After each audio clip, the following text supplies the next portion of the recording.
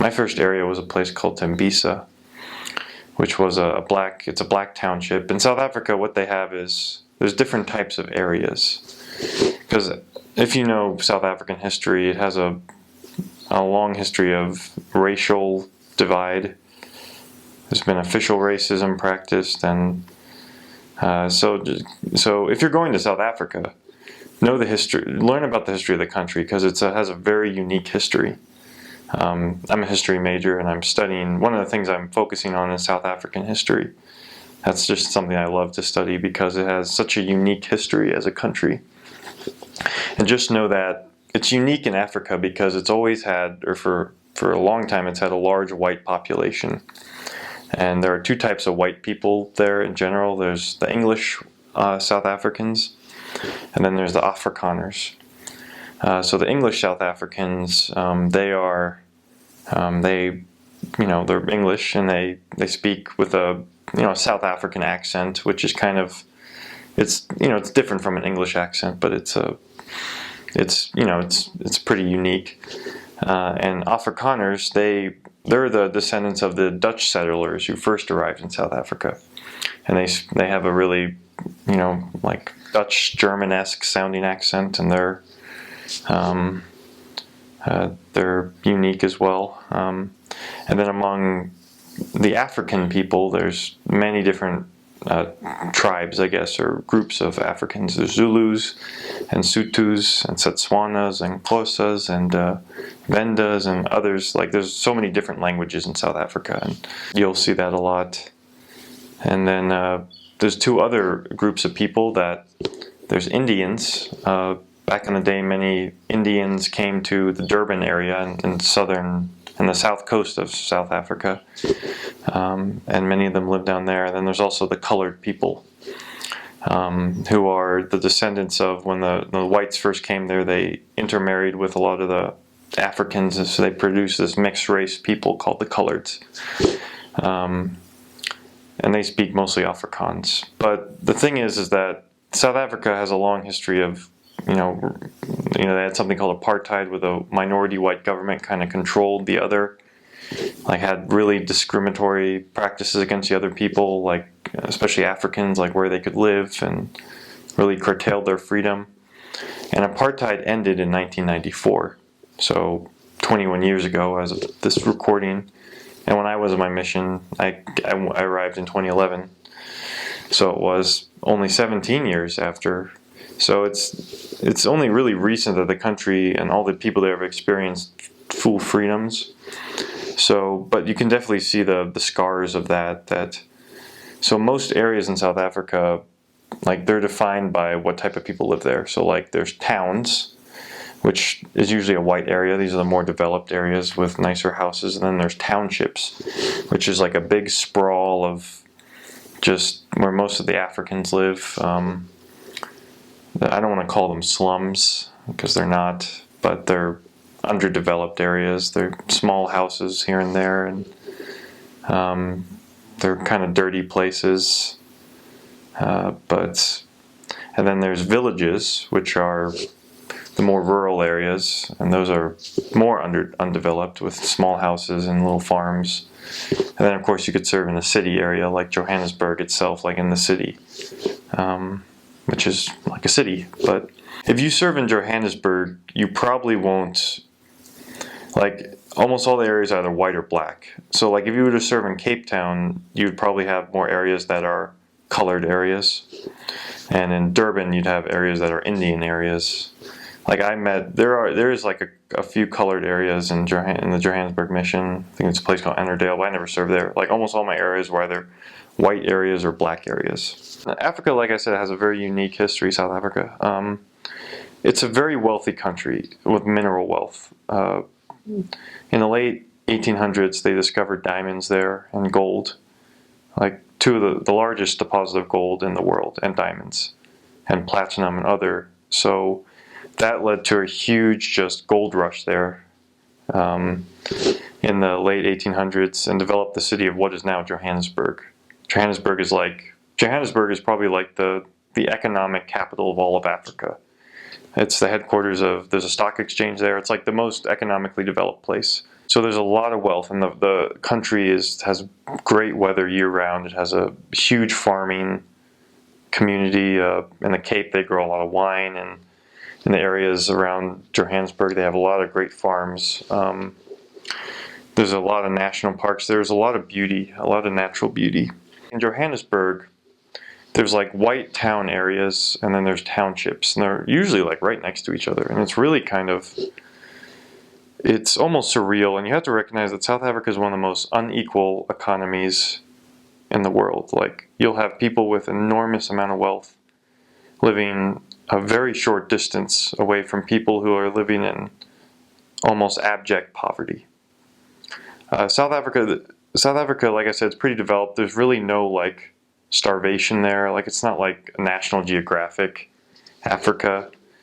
It's there's the people there. There's plenty of food and water, but there's many people who are very at the poverty. They're living in poverty, and they'll be right next to people mostly white who are not living in poverty. And that's not, that's a common stereotype. Obviously, there's many middle class and wealthy blacks and whites, and there's wealthy blacks and there's poorer whites. But for so long in South Africa, if you were white, you were rich, and if you were black, you were poor, and Indian and colored, you were poor. So it's like it's changed a bit since the end of apartheid in '94, but there's still that that huge economic gap. And if you serve in a town or a white area, which I served in one called Alberton, you have to recognize that, like I said earlier, the crime is a big problem in South Africa, and a lot of the white people have left in the years. A lot of them emigrate to Australia or Great Britain or America or New Zealand or wherever. The reason they do that is there's a number of reasons. Some of them just were upset that the Africans took control. That's not the biggest issue. You have to understand that white South African, like, there's a surprising amount of racial harmony I found there. Like, there's still that gap, obviously, just a huge cultural gap between the whites and the Africans. But for the most part, I know people really do get along, or they at least try to get along.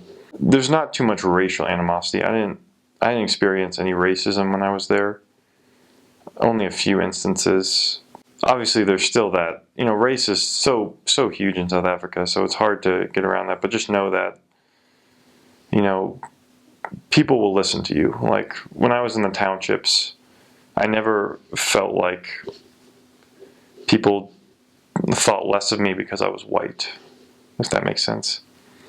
If anything, they were kind of impressed that I came there, because white South Africans don't like to go into the townships because, again, crime's a problem.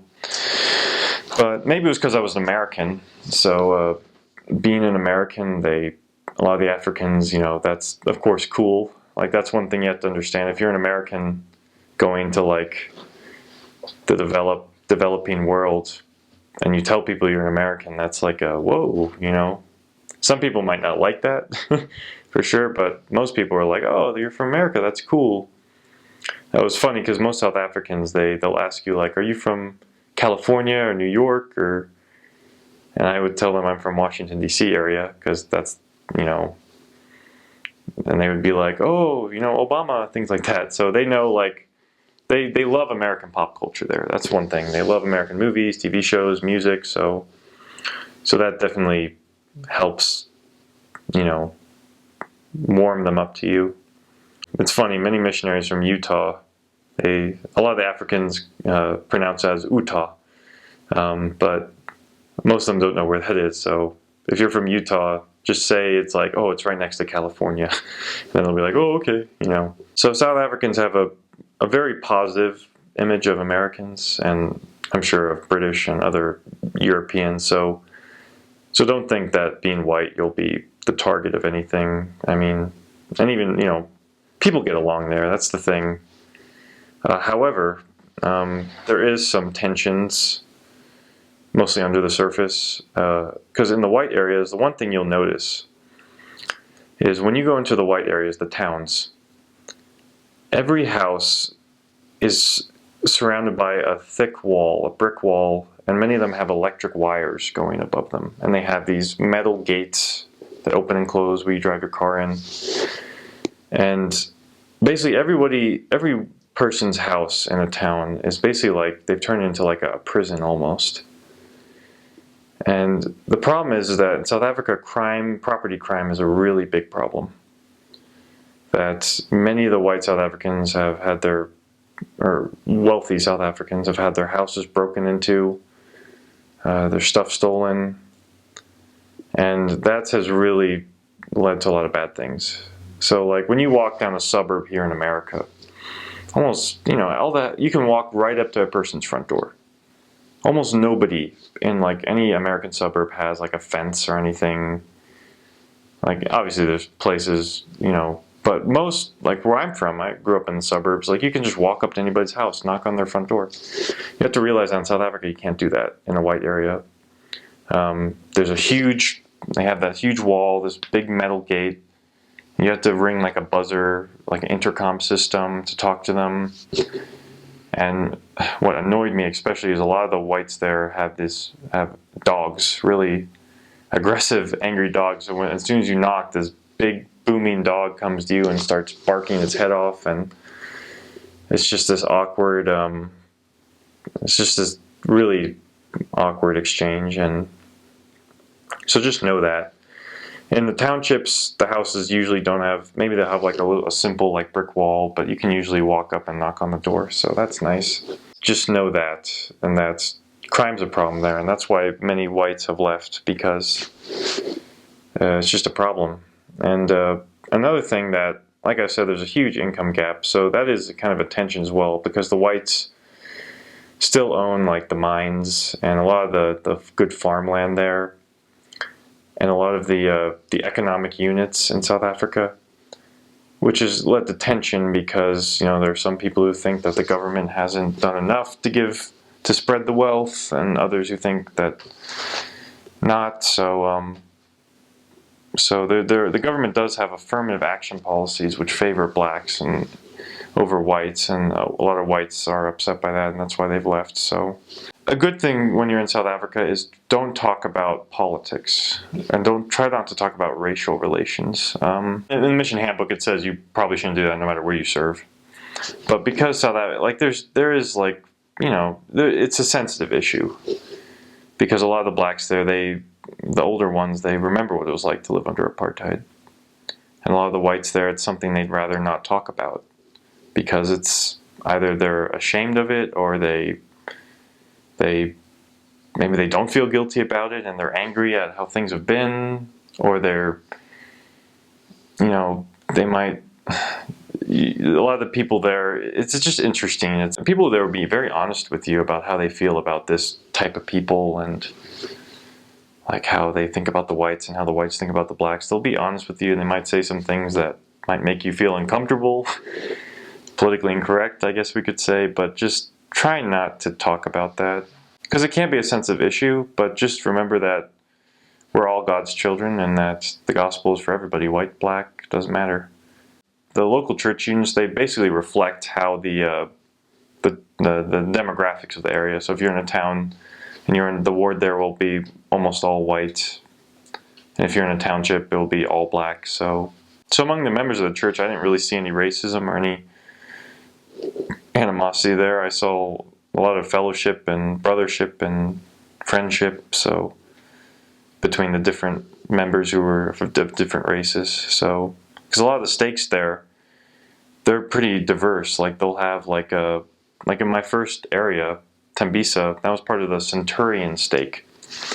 So Centurion is the town, and it's this really wealthy area with beautiful houses and almost like a white area, and then there'll be like the townships, and there was Kempton Park as well, which is kind of like a middle area. It's like a white and black area. So from what I could tell, there was a lot of harmony between the different members of the church there.